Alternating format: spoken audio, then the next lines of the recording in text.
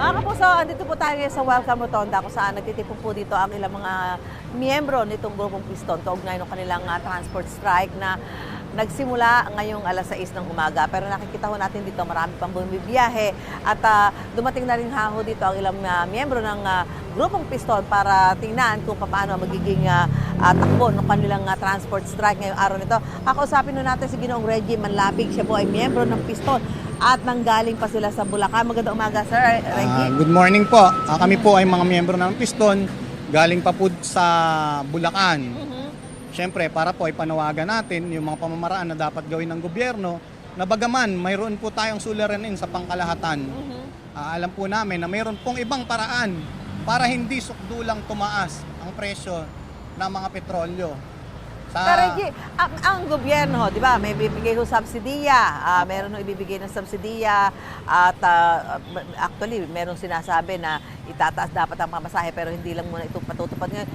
Ito ho bang mga ganitong mga hakbang ay hindi sapat para matugunan ang inyong sektor?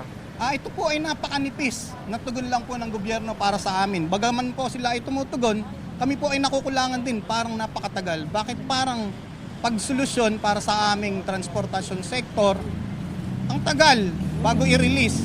Samantalang matagal na pong tumaas at naramdaman na po namin na kami ay nahihirapan dahil sa pagtaas po ng petrolyo. Pero po yung dapat na subsidiya na aming matanggap na mas maaga, hanggang ngayon po ay wala pa at nakikita naman po natin na karamihan hindi pa po kasama sa master list. Nagkaroon na po ng ganyang problema. Kaya po kami, nananawagan po kami na sana mas maibigay ng mas maaga yung para po sa aming mga driver, dahil tahasan po, wala po talaga kaming kinikita. So, Reggie, bukod dito sa transport strike ngayong araw na ito, ano pa ang plano niyong gawin para kayo ay madinig ng gobyerno? Tuloy-tuloy po ang pananawagan po namin at ito po ay hindi naman po dito lang. Nationwide po ito. Marami po kaming transport strike center na nakakalat po. Buong Pilipinas po ito.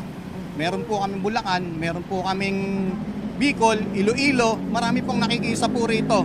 Bagaman po, alam ng lahat na sinasabi meron nga pong problema sa pangkalahatan pero may magagawa po ang gobyerno para mabawasan at hindi umabot sa sukdulan ang pagtaas po ng petrolyo. So ngayong araw po ito ba parang ngayong araw lang o meron pa kayong mga susunod na? May mga susunod pa po kaming pagkilos. Ito po ay tuloy-tuloy hanggat hindi po nadidinig ang aming hinaing at hindi po napapakinggan, tuloy-tuloy po ito. Ano ba nakikita niyo isang malaking hakbang na pwedeng gawin ng gobyerno para kahit papaano ho ay yung inyong panawagan magkaroon ng tugon, ika nga?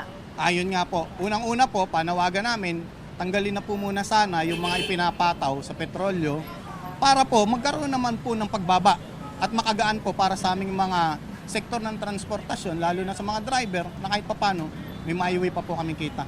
Okay, maraming salamat ka, Reggie. At si po yung miyembro ng Piston na nagpunta ho dito. Sir, ito, Morning. si Nanoy Rafael, siya po ay convener ng Para Commuter Network. Ano ng mga commuter? Anong saloobin ng mga commuter dito sa patuloy na pagtaas sa presyo ng mga produktong petrolyo?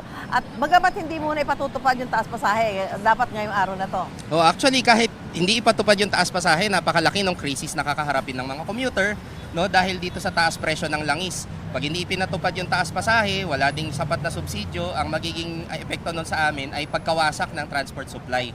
Wasak na nga yung transport supply, no? Before itong oil crisis na ito, 36 million daily passenger capacity ang nawala dahil doon sa PUV modernization program. Tapos ito pang oil crisis na nararanasan natin ngayon, ang ibig sabihin nito, 120 pesos per liter na ang magiging presyo ng diesel ngayong Friday.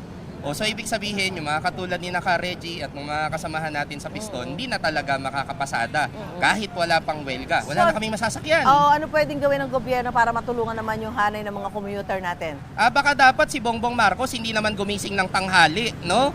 Marirealize na lang daw niya, pagkagising niya ng tanghali, biglang babawiin niya yung fare hike, tapos wala namang kaagarang solusyon. Napakadali ng solusyon, hindi emergency powers. Ang kailangan ni Bongbong Marcos ay itulak ang Kongreso at ang Senado na talagang tanggalin ang VAT at excise tax. Hindi suspend lang, hindi bawasan lang, hindi temporary lang, hindi excise tax lang.